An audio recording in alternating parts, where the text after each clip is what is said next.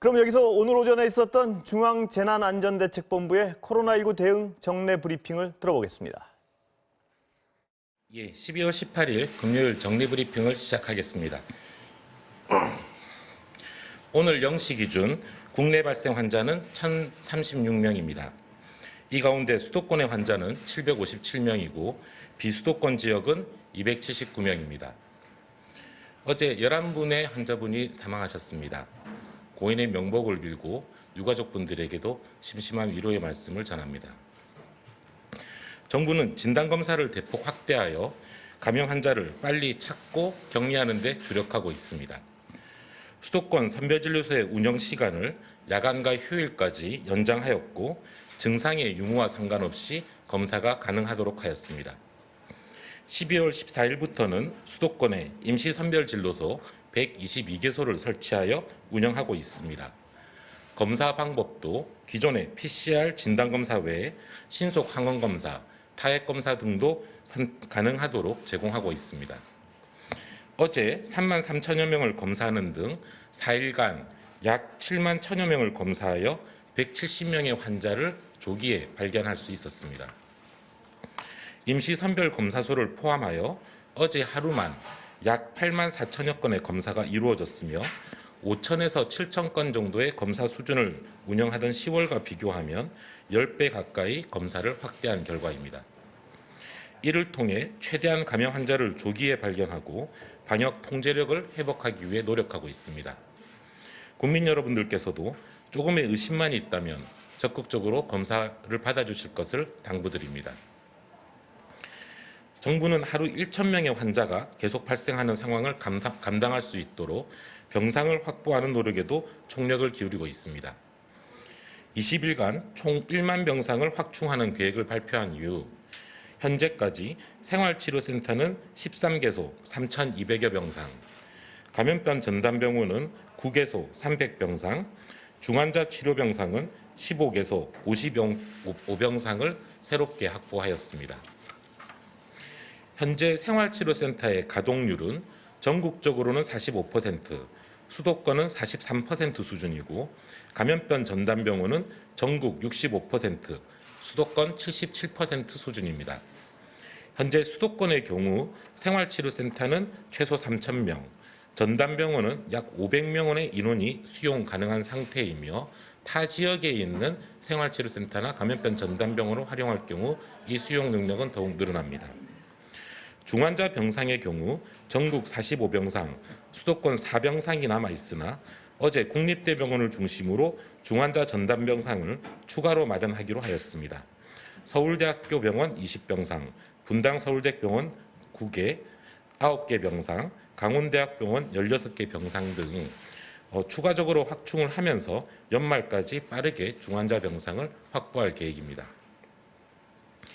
또한 병상 전체 혹은 일부를 소개하여 코로나19 환자만을 전담하여 치료하는 중환자 병상, 중증환자 병상, 중등증 환자 병상을 갖춘 거점 전담병원을 지정하는 작업도 함께 진행되고 있습니다. 지난 12월 12일 평택 박예병원을 시작으로 17일에는 건강보험공단 일산병원 등 4개 병원을 거점 전담병원으로 지정하였습니다. 이를 통해 1월 초까지 중증 환자 병상 169개, 중등증 환자 병상 172개를 확보할 계획입니다.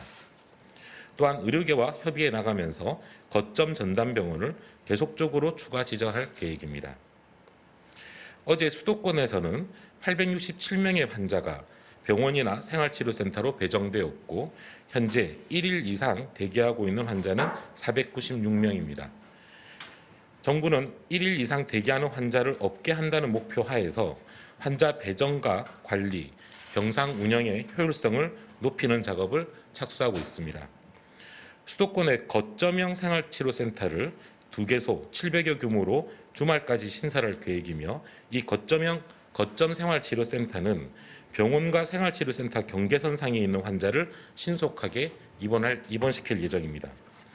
거점 생활치료센터는 의료 인력과 장비 등을 보강하고 건강 상태는 양호하지만 미열이나 60에서 64세 등의 연령, 고혈압 또는 당뇨 등의 사유로 기존 생활치료센터에서 입소를 못하게 하는 환자들을 중점적으로 관리할 예정입니다. 또한 수도권 환자를 배정하는 공동대응센터에는 의사 2명, 행정인력 10명 등 인력을 확충하여 배정 속도를 높이고 관리상 사각지대를 없앨 계획입니다. 임산부, 신장투석 등 특수치료가 필요한 환자들에 대한 별도 치료체계도 마련하여 배정 지연을 방지하겠습니다.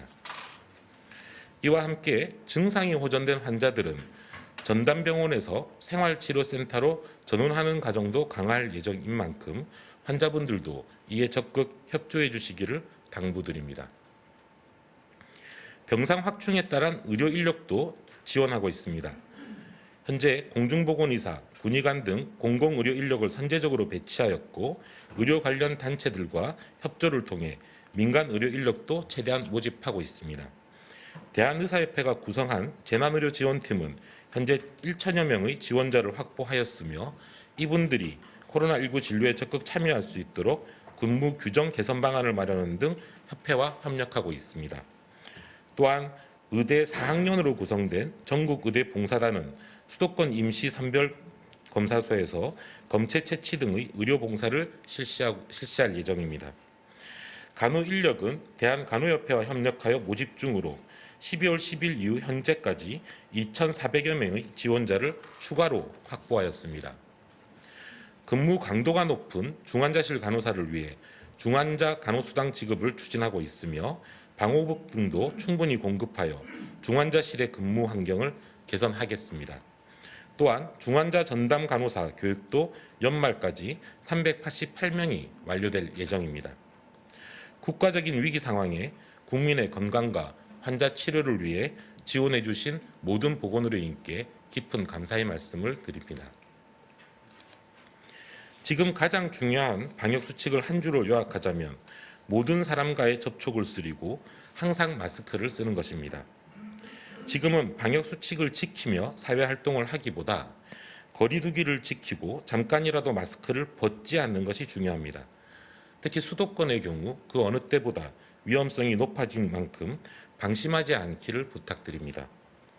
거리두기 상향에 따른 정부의 조치만으로는 우리 일상에서 벌어지는 모든 위험 요인을 관리하기 어렵습니다. 설령 3단계로 상향하더라도 국민들의 적극적인 이해와 실천이 없다면 그 효과는 제한적일 수밖에 없습니다.